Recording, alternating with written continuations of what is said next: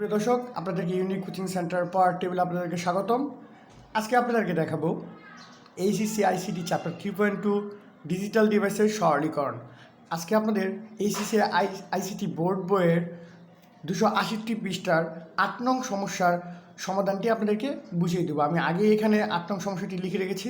এখানে কী দেওয়া আছে? এখানে দেওয়া আছে f equals to x plus y not into z plus x not whole not.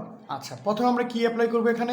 এখানে প্রথমে আমরা ডি মর্গানের সূত্রটি ব্যবহার করবো। ডি মর্গানের সূত্র অনুসারে আমরা কী জানি যে এ প্লাস বি হোল নট আকারে থাকলে সেটাকে আমরা লিখতে পারি, যদি যোগ আকারে থাকে সেটাকে আমরা গুণ আকারে লিখতে পারি। তো লিখতে পারি a not into B not, যেহেতু এখানে এ প্লাস বি যোগ আকারে ছিল, গুণ আকারে প্রকাশ করছি। তো এখানে এক্স প্লাস ওয়াই নট কী আকারে আছে? এখানে এক্স প্লাস ওয়াই নট যোগ আকারে আছে, তো আমরা এটাকে গুণ আকারে নিয়ে আসবো। তো এক্সের উপরে একটা হোল নট আছে, তাহলে লিখতে পারি x not into y not into z plus x not whole not.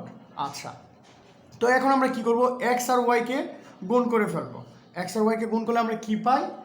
এর আগে আমরা একটা কাজ করে নেব, যেহেতু ওয়াইয়ের উপরে নট আছে, আবার একটা নট আছে, ওয়াইটা এই নটটাকে সলভ করে নেব। আচ্ছা, x not into y double not bracket. আচ্ছা, তো এখানে গুণ আকারে ছিল, আমরা গুণ অবস্থাটাকে কী নিয়ে আসতে পারি? গুণ অবস্থাটাকে আমরা যোগ আকারে নিয়ে আসতে পারি। যেহেতু ডি মর্গানের সূত্র অনুসারে কী পাই?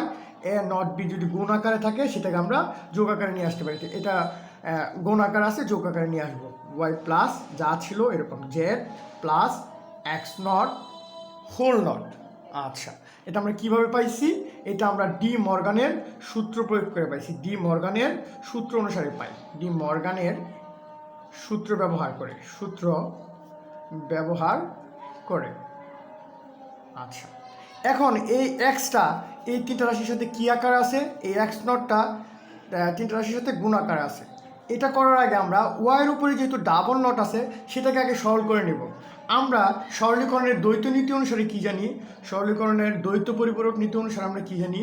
দ্বৈত পরিপূরক নীতি অনুসারে আমরা জানি কোনো কিছুর উপরে ডাবল নট মানে কিছুই না। যেরকম এর উপরে যদি আমি ডাবল নোট লিখি, তার মানে কী হবে? শুধু এই হবে। কোনো কিছুর উপরে ডাবল নোট মানে কিছুই না।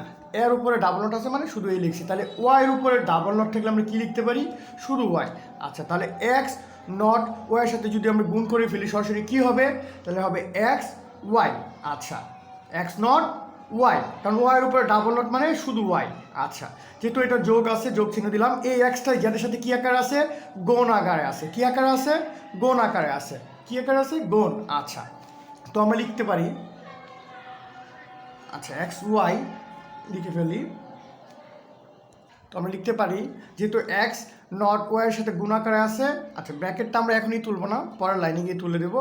যে ওয়াইয়ের উপরে ডাবল নট ছিল, শুধু ওয়াই লিখছি। আচ্ছা, তো বাকি যা আছে এইখানে আমরা আবার কী অ্যাপ্লাই করবো? ডি মর্গানের সূত্র ব্যবহার করবো। যেহেতু জেড প্লাস এক্স কী আকারে আছে? এ আকারে আছে। Z plus x a plus B whole not, তাহলে আমরা এটাকে লিখতে পারি a not into B not. তাহলে জেড প্লাস এক্সকে আমরা কী লিখতে পারি?